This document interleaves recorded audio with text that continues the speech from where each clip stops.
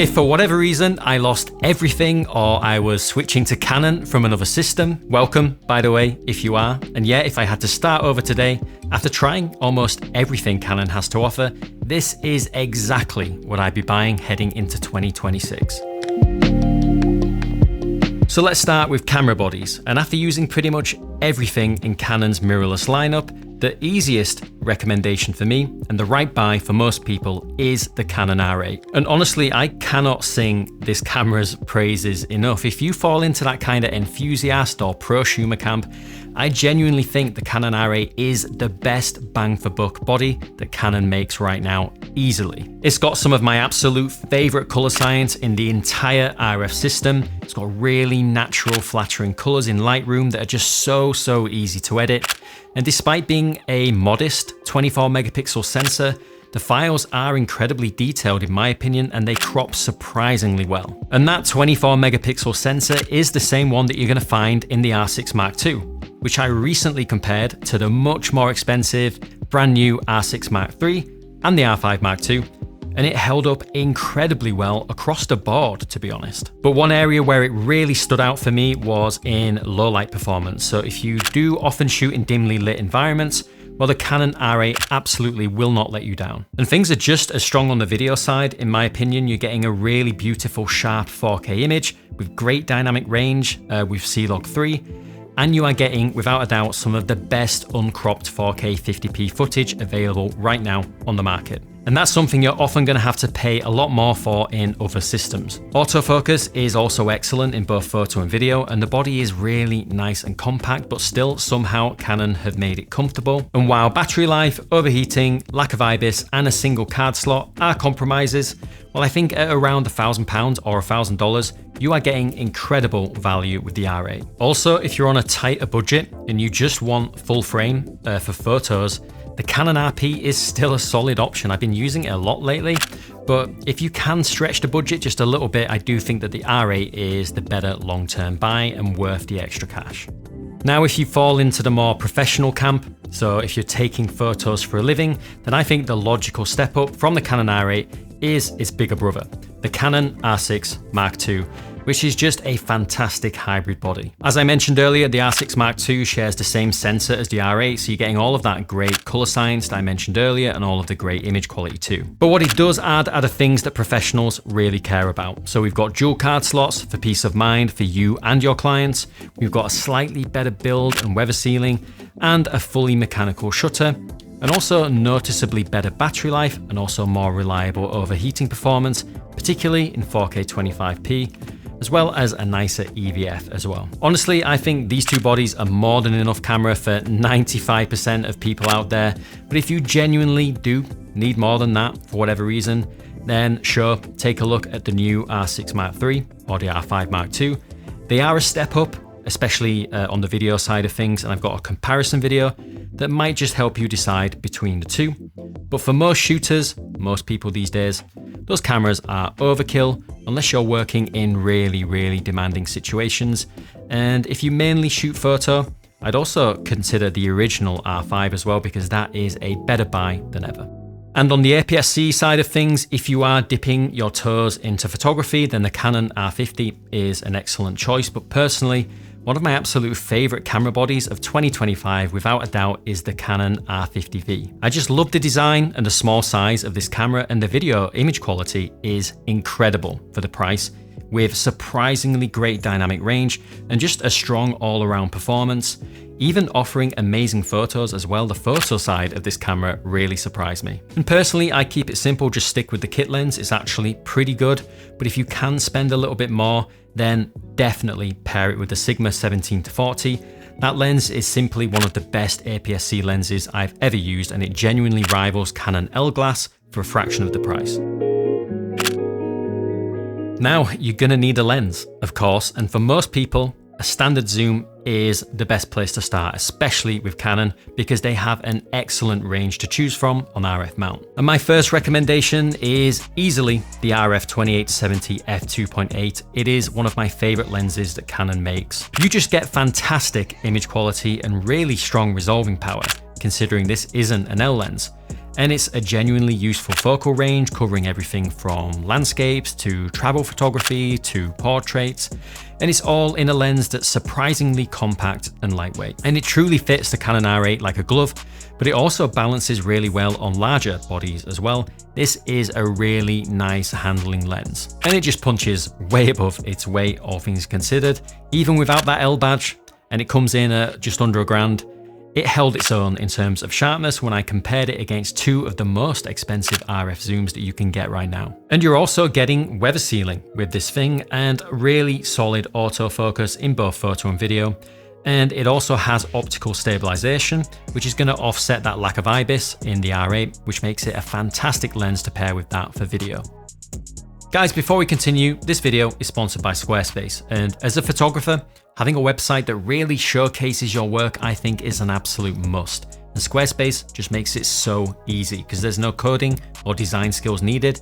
It is pretty much just drag and drop. And now Squarespace even have amazing AI tools like Design Intelligence or Blueprint AI, which all really help you create a personalized website in just a couple of easy steps. And of course, their amazing, fully customizable photo galleries are just perfect for showing off your portfolio to potential clients. And Squarespace even has fantastic e-commerce tools that make setting up an online store an absolute breeze. And it just means you can start selling in no time, and you can also handle many different payment types seamlessly thanks to Squarespace payments. So if you're ready to dive in and get started, well, head on over to squarespace.com/jamesreader and use code jamesreader for 10% off your first domain or website.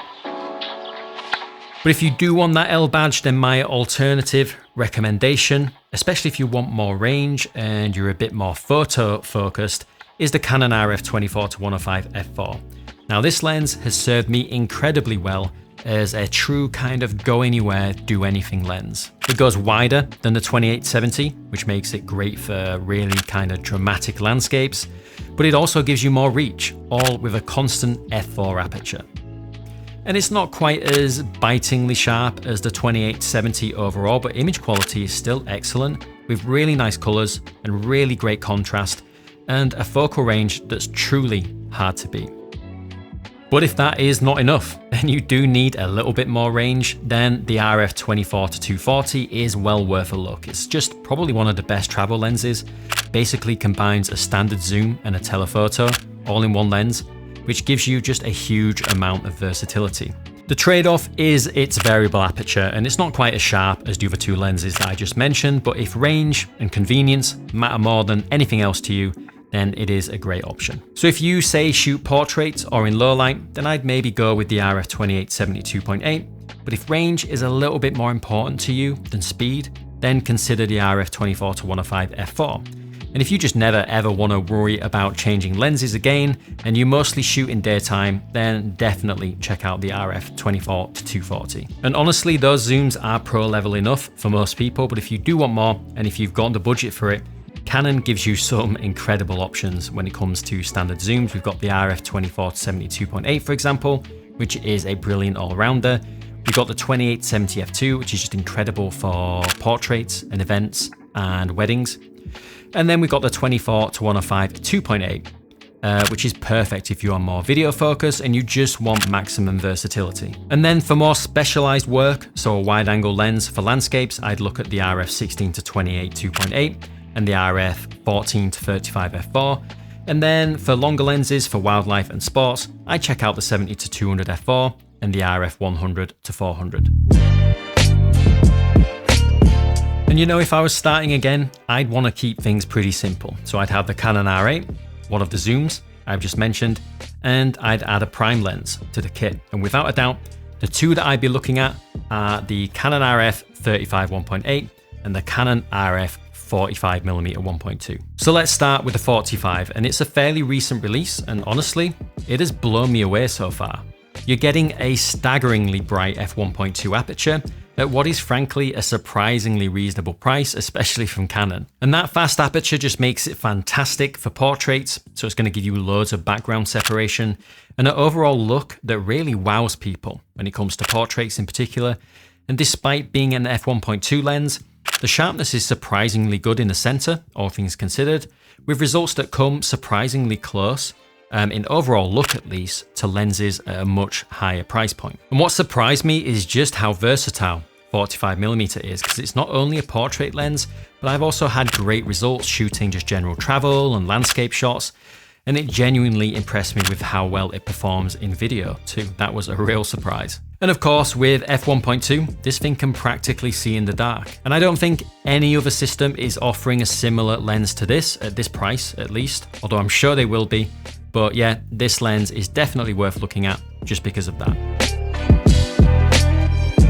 But if you're more of a general shooter than a dedicated portrait photographer, then I think the more versatile option is the RF 35mm 1.8. It is easily one of my most used and most trusted lenses, and it genuinely works in almost any scenario because 35mm is such a flexible focal length. And yeah, you don't get the same kind of headline grabbing maximum aperture, but it's one of the sharper budget primes, sharper than the 45. And it combines a really nice small and lightweight design with features that you often do not see at this kind of price, like macro capability and also optical stabilization, both features missing on the 45. And that optical stabilization is going to be crucial for steady results on the Canon R8, and it's going to help out on any camera really, which is why it's one of my favorite lenses for video and an absolutely indispensable tool in my kit that I will never sell. Also, a quick shout out to the RF 28mm 2.8 pancake lens. That thing just fits beautifully on the R8 and is the closest kind of thing you're going to get to a pocketable full frame Canon camera. It's unbelievably sharp, it's so fun to use and perfect for travel. Now, if you do have a little bit more to spend and you want something a bit more pro, so with weather sealing, for example, which those budget primes don't have, I would start by looking at the VCM range of primes, and honestly just pick your flavor because I've had great results with all of them. They are reasonably compact and lightweight, they all kind of share the same design, and the autofocus is just incredible, and they are consistently sharp and just all around really great performance. But if you just want the absolute best, then the RF 50 and the 85 1.2 are just unicorn lenses. They're just Canon at their absolute best. They are overkill for most people, but yeah, they are, in my opinion, the best of the best. But I would be doing you an absolute disservice if I didn't tell you that some of the absolute best value that you can get right now in terms of kind of price to performance actually isn't RF lenses, it's EF lenses. And I need to dedicate a whole video to this at some point, but EF glass adapts perfectly to the RF system. And in many cases, it actually performs way better than it ever did on a DSLR. And where do I start? I mean, lenses like the Sigma EF 50 1.4 and the 35 1.4, and for me, I absolutely loved the Sigma 28mm 1.4. They all offer almost unbeatable performance at genuinely bargain prices. And EF is also really great for wide angle zooms. So Canon's EF 16-35 f4 and the 2.8 versions are fantastic. They still compare very favorably to their RF counterparts. They're easy to find used at great prices, and they are absolutely still top performers. And for portraits and primes, I'm still a huge fan of the Canon EF 85 1.4 and the EF 135 f2. They are incredible lenses that deliver stunning results in portraits just without the RF price tag. So those are my recommendations, and obviously I can't really cover everybody's needs in one video, but I do genuinely think that these recommendations will make sense for the vast majority of photographers out there, starting out with Canon. And honestly, Canon's mirrorless system right now is just better than it's ever been. The bodies are all excellent, and the lens lineup is getting better and better, and there are just great options at all budgets now. And I've got a couple of videos where I break down what I think are the best lenses at different kind of price points, so check those out. Or I have another one that covers what I think are the absolute best of the best options if your budget does allow for that. And I'm genuinely curious, guys, so if you had to start over tomorrow, what body and lenses are you going to start out with? Let me know down in the comments. But that's it from me. Thank you guys so much for watching. Hopefully this was useful, and I'll see you all next time.